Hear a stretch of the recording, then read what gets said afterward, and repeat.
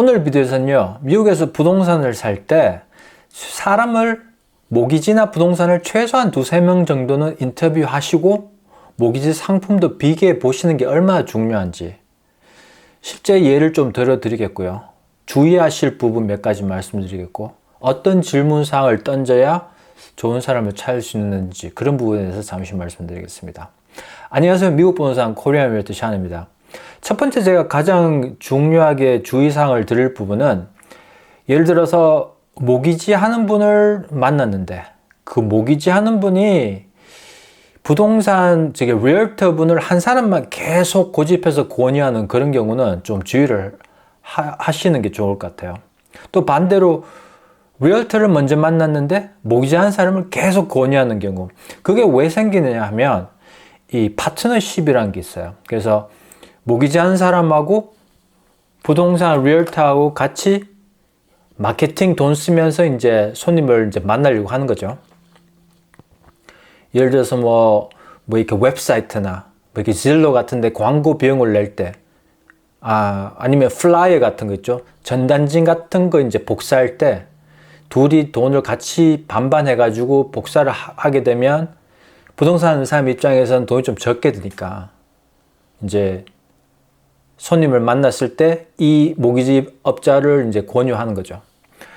근데 이게 문제가 되는 이유 자체는, 이 어떤 모기지더라도 어떤 정말 좋은 사람, 정말 좋은 상품이라도 그게 모든 손님들에게 다 좋게 적용이 된다는 보장은 없어요. 특히나 더 문제되는 경우는 이걸 이제 킥백이라고 하는데요. 제가 번역을 해보니까 뭐 리베이트 이렇게 나와요. 그게 한국말로 다른 말이 있을 것 같은데, 누가 사람을 소개해 줬을 때 그 소개받은 사람이 돈을 번 거를 어느 정도 이렇게 탁자 밑으로 주는, 이렇게 어떻게 보면 매물이라고 하는 거죠. 그죠? 그렇게 하는 경우도 생기는 부분이 있기 때문에 이게 큰 문제가 되는 겁니다. 얼마 전에 진로나 로켓 몰기지 같은 경우에 미국 법정 쪽에서 소송을 나온 게 있어요. 그게 왜 그러냐면, 이게 좀 이야기가 복잡해지는데요. 그 진로나 로켓 몰기지 같은 경우에 거기서 광고 내는 사람들이, 그러니까 이제 리얼터죠. 부동산 사람들이 돈을 내야 진로에서 그 웹사이트 리스팅 옆에 그 연락처하고 사진이 나와요. 그게 돈이 상당히 비싸요. 예. 그래서 이 사람이 돈을 내고 광고를 낸 다음에 이제 딜을 했겠죠. 근데 이걸 계속 그렇게 하려면 진로에서 파는 모기지 상품을 이쪽 사람들이 권유해가지고 소비자들이 그 상품을 이용을 해야 진로가 계속 연결을 시켜준다. 그런 소송이 들어왔어요. 그래서 지금도 아직 제가 알기로 아직 셀을 안 되고 아직까지 법정에서 지금 처리하고 있는 상태라서 진로가 뭐 꼭 그렇게 법을 어겼다라는 거는 아직 증명이 돼야 되겠지만, 이 부동산 하는 사람들이 35%가 40%를 진로한테 주고 계속 권유를 안 하면 연결을 끊겠다. 네. 소비자 입장에선 그거를 모르는 상태에서 이 바이어 리얼터하고 커미션도 흥정을 하고 집을 샀는데, 어떻게 보면 그런 내용을 알고 있었다면 흥정이 달라질 수도 있고, 어떻게 보면 구매자의 재정적인 어떤 파워도 바뀔 수 있다. 그런 부분이 있기 때문에 문제가 생기는 거죠. 근데 꼭 이 파트너십이라고 해서 모기지하고 부동산 하는 사람이 이렇게 같이 한다는 게 꼭 나쁘다는 건 아닙니다. 하지만 제가 모기지 하는 사람 한 사람만 권유 드리지 않는 이유는, 아까도 말씀드린 것 같은데, 손님의 경제적인 아니면 잡이나 1099이나 뭐 WT 이런 거에 따라서 좋은 상품을 줄 수 있는 크레딧 유니언 같은 게 있을 수도 있고, 아니면은 브로커가 더 좋은 상품을 줄 수도 있고, 그 다음에 그 이제 은행 농협, 예, 한국 같으면 농협 같은 거죠, 그죠? 그게 이제 크레딧 유니언 같은 건데, 그런 데서 론이 안 나와서 집을 못 사는 경우에 어떤 브로커가 론을 줘가지고 집을 살 수 있는 환경이 될 수도 있어요. 그러다 보니까 저 같은 경우에는 이제 그 모기지 파트너라고 해서 한 명만 해서 뭐 마케팅 비용 나눠서 서로 소개시켜주고 그런 건 안 합니다, 저는. 왜냐하면 제가 봤을 때 제 손님이 모기지 최고의 상품을 받으려면 제가 아는 사람들, 적합한 아는 사람들을 뽑아서 추천해서 소비자분들이 인터뷰를 해서 선택하는 게 가장 좋다. 저는 그렇게 보기 때문에. 그래서 그 질로나 그 라켓 모기지 같은 경우에 제가 봤을 때 이게 이제 킥백이라고 하는 게, 리베이트라고 하는 게 그 매물처럼 말하면 좀 너무 많이 부정적으로 들리지만 어떻게 보면 그게 맞을 수도 있죠. 그 불법을 했다면. 예. 그래서 지금 큰 문제가 많이 생기고 있어요.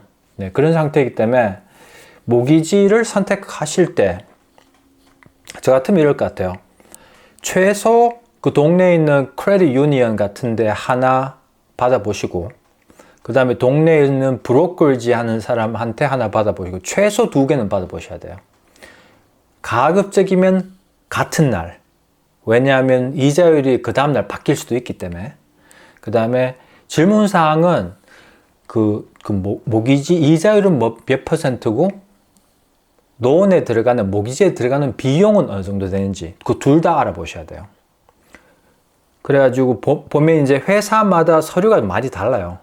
그래서 이걸 이제 영어로 apple to 이제 사과 똑같은 걸 비교한다면 그 비용하고 이름 약간 바꾼 것도 같이 비교를 해서 전체적으로 매달 나가는 그 모기지 비용만 보시면 안 되고요.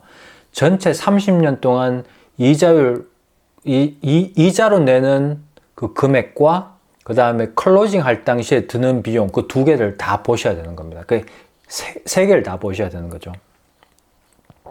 그래가지고 만약에 그래도 이 사람들이 계속 그걸 권유를 한다면, 그러니까 그 아까 말씀드렸던 자기가 아는 사람들 계속 고용하는 거를 계속 권유를 한다면 이런 질문을 던져 보셔야 돼요. 그 왜 이제 특정 대출 기관 담당자를 계속 추천하시는 건가요? 혹시 인센티브 아니면 소개 수수료 또는 뭐 제휴 관계가 있는 건가요? 그 다음에 다른 사람, 권유하지 않은 다른 사람을 선택하면 저희와 같이 업무하는데 그 영향을 미치나요? 이런 질문을 해 보셔야 돼요. 그래서 답이 나오는 것에 따라서 만약에 이게 그래도 좀 불안정하고 답이 깨끗하게 안 나오면 그 사람도 그냥 해고하고 다른 사람을 찾으시는 게 중요할 것 같습니다. 또 한 가지 제가 한국 분들이 많이 이렇게 손해를 본다고 해야 되나? 네, 손해 보는 경우도 있죠. 제가 봤을 때 특히나 한국 분들이 그 새집을 많이 장만하시는 분들이 그 새집 빌더의 사무실에 일하는 에이전트하고 같이 그냥 일을 하시는 경우, 그러니까 구매자 리얼터 없이 그 모델하우스에서 일하는 사람하고 일을 같이 해가지고 클로징 하는 경우, 제가 봤을 때 특히는 마켓이 좀 이렇게 천천히 가면서 가격이 다운되는 그런 시점에서는 손해 보시는 걸 봤어요. 왜냐하면 구매자 에이전트가 있으시면 집이 잘 안 팔리는 거는 가격도 흥정을 할 수가 있고요. 그 다음에 뭐 금전적으로 협상도 가능하고 그 업그레이드 같은 것도 가능한 협상 있는 부분이 있기 때문에, 제가 만약에 구매자를 대표한다면 새 집을 살 때 많이 좀 이렇게 협상을 하려고 그러죠. 가격 뭐 이런 거 다. 근데 그 모델하우스 에이전트하고 직접 거래하시는 분들은 제가 집 팔린 그 역사를 많이 보면 그냥 리스팅 가격 그대로 다 주고 사는 경우를 많이 봤어요. 마켓이 좋든 안 좋든. 꼭 알고 계셔야 될 부분은 그 모델하우스에서 일하는 리얼터는 이게 좀 다른, 뭐라 그러죠? 다른 종류의 리얼터입니다. 그 사람들은 그 홈 빌더를 대표하는 사람들이에요. 보편적으로. 왜냐하면 빌더가 월급도 주고 커미션도 주고 하는 거기 때문에, 빌더를 위한 에이전트이기 때문에 구매자를 위한다는 거는 많이 보기 힘이 들어요. 네. 왜냐하면 빌더를 돈 많이 벌게 하는 게 그 사람들의 주 목적이기 때문에. 네, 그런 경우에는 구매자를 항상 고용을 하셔가지고 돈을 조금 더 들이시더라도, 예를 들어서 뭐 2.5%, 3% 비용을 드시더라도 거기서 보호받을 수 있는, 흥정할 수 있는 가격 흥정, 크레딧 흥정, 리페어 흥정, 수리 흥정, 뭐 이런 게 다 있죠. 그런 거 흥정 받았을 때 이득 보시는 게 더 클 가능성이 많습니다. 특히나 마켓이 이렇게 떨어지고 있을 때, 마켓이 상당히 뜨거울 땐 가격 흥정이 힘들 때도 있어요. 왜냐하면 다른 구매자하고 경쟁을 해야 되기 때문에.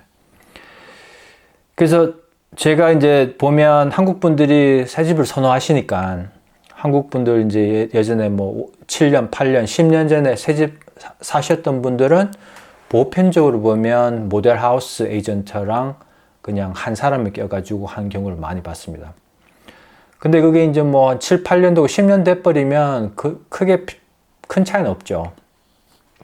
문제가 되는 경우는 한 3년 전에 사신 분들, 특히나 지금 2026년도인데요.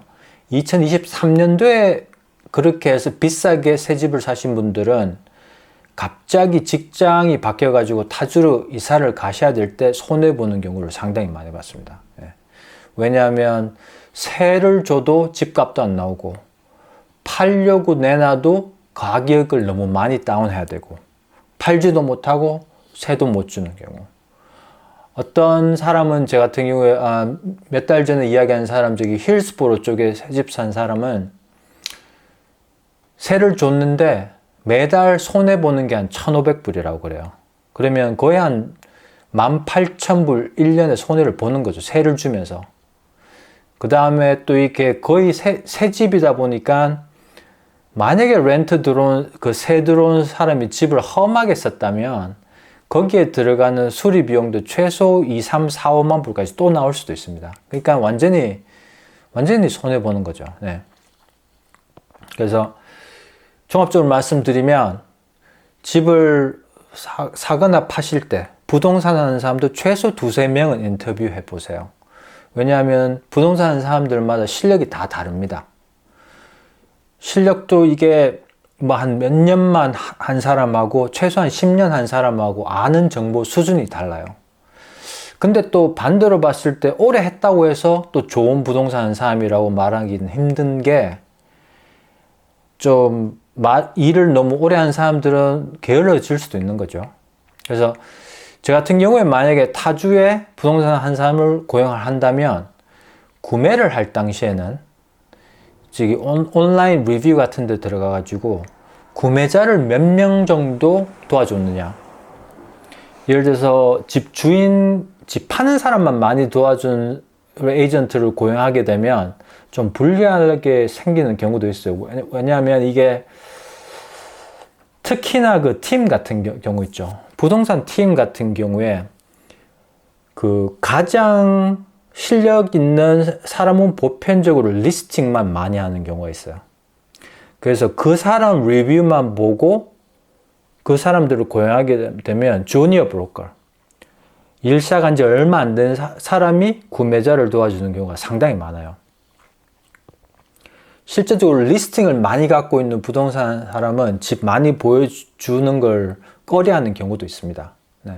그 문제 때문에 제가 봤을 땐 구매를 하시는 경우에는 구매자를 한 60-70% 도와준 그런 사람을 뽑으시는 게 좋고요. 아니면 저 같은 사람 솔로 에이전트, 구매자하고 셀러 둘 다 하는 사람들, 저 같은 경우에는 최소 10년 경험은 요구를 할 것 같아요. 그 다음에 집을 팔려고 할 때는 집을 많이 팔고 리스팅도 좀 갖고 있는 사람들 중에서 현재 나와 있는 리스팅 마케팅을 어떻게 했는지, 어떻게 좋은 사진들을 많이 이렇게 올려놓고 글이나 뭐 정보 있는 게 정확하게 잘 돼 있는지 그것도 중요한 것 같아요. 근데 그것도 셀러 에이전트도 그 리스팅이 한 몇백 개 정도 있는 그런 큰 팀은 제 개인적으로는 고용을 안 할 것 같아요. 왜냐하면 큰 팀에 연락을 하게 되면 누가 나와서 도와줄 줄 모릅니다. 네.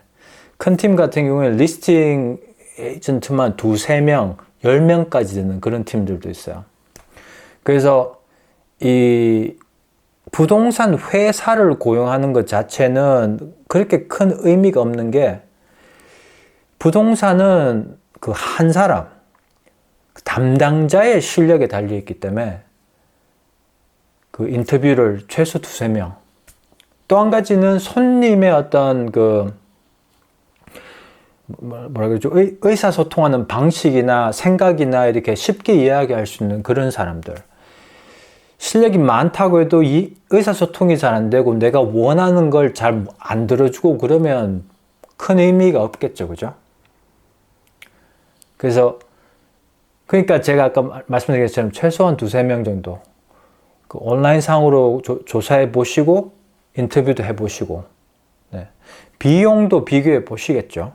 근데 비용보다는 어떻게 보면 비용은 큰 차이가 그렇게 없을 거예요. 그러니 개인적으로 의사소통이 잘 되고